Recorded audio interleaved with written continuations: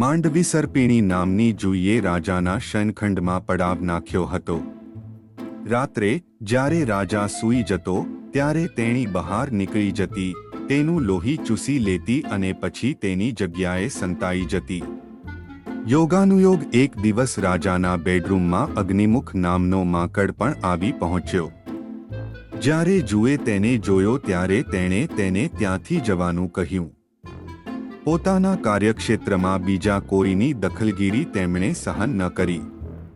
પરંતુ માંકડ પણ ઓછી હોશિયાર ન હતી અને કહ્યું, જુઓ, મહેમાનોની સાથે આવો વ્યવહાર કરવામાં આવતો નથી. હું આજે રાત્રે તમારો મહેમાન છું. આખરે જુઈએ માંકડની સરળ વાતમાં આવી ગઈ અને તેને આશ્રય આપ્યો અને કહ્યું, ઠીક છે, તમે આખી રાત અહીં રહી શકો છો, પણ શું તમે રાજાને તેનું લોહી ચૂસવા માટે ડંખ નહીં મારશો ને? માંકડે કહ્યું, પણ હું તમારો મહેમાન છું, કૃપા કરીને મને કંઈક ખાવા આપો, અને રાજાના લોહીથી વધુ સારું ભોજન કયું હોઈ શકે? બરાબર, જુએ કહ્યું, તમે શાંતિથી રાજાનું લોહી ચૂસી લો, તેને પીડા ન થવી જોઈએ. તમે કહેશો તેમ થશે. આટલું કહીને માંકડ બેડરૂમમાં રાજાના આગમનની રાહ જોવા લાગ્યો. રાત પડી એટલે રાજા આવીને પથારી પર સૂઈ ગયો.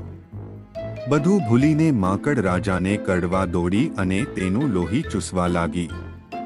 તેણે આટલું સ્વાદિષ્ટ લોહી પ્રથમ વખત ચાખ્યું હતું, તેથી તેણે તેને બળપૂર્વક કરડ્યું અને લોહી ચૂસવાનું શરૂ કર્યું. આ કારણે રાજાને શરીરમાં તીવ્ર ખંજવાળ આવવા લાગી અને તેની ઊંઘ ઉડી ગઈ. ક્રોધથી ભરાઈને તેણે તેના સેવકોને ડંખ મારનાર પ્રાણીને શોધીને મારી નાખવા કહ્યું. આ સાંભળીને હોશિયાર માંકડ પલંગના પગ નીચે સંતાઈ ગયો, પણ ચાદરના ખૂણા પર બેઠેલી જુઈ રાજાના સેવકોની નજરમાં આવી ગઈ. તેઓએ તેને પકડીને મારી નાખી. આ વાર્તામાંથી આપણને શીખ મળે છે કે તપાસ કર્યા પછી જ અજાણ્યાઓ પર વિશ્વાસ કરવો જોઈએ. તો મિત્રો, જો તમને આ વાર્તા પસંદ આવી હોય તો વિડિયો લાઈક કરો, શેર કરો અને મારી YouTube ચેનલને સબસ્ક્રાઇબ કરો. અને તમને આ વાર્તા કેવી લાગી તે અમને કોમેન્ટ કરીને જણાવો. અને જો તમે પણ આ ચેનલ પર તમારી વાર્તા કહેવા માંગતા હોવ તો કોમેન્ટ કરો. હું આ ચેનલ પર તમારી વાર્તા કહીશ. તમને આગામી વિડીયોમાં મળીશું.